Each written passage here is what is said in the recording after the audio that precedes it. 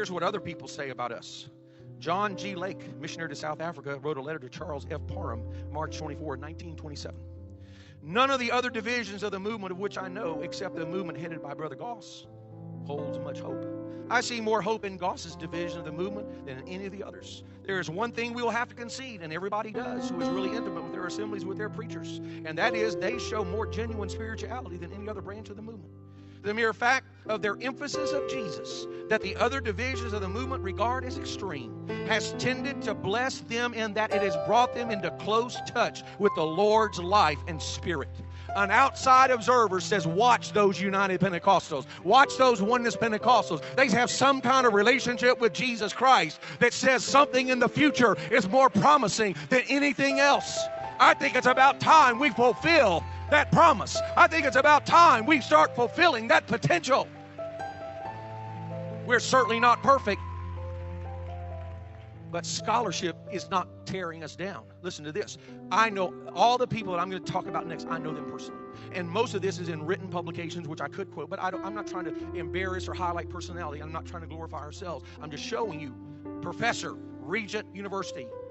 I'm going to be brutally honest with you. I think the Oneness Pentecostal tradition is right. Professor, Fuller Seminary. Oneness Pentecostals remind us that there is a huge leap from what the New Testament says about the Father, Son, and Holy Spirit to the Trinitarian developments later in church history. There is no doctrine of the Trinity in the New Testament.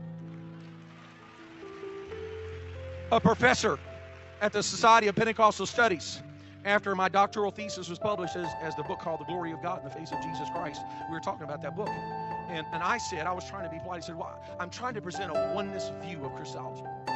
He said, I would say you have a biblical view of Christology.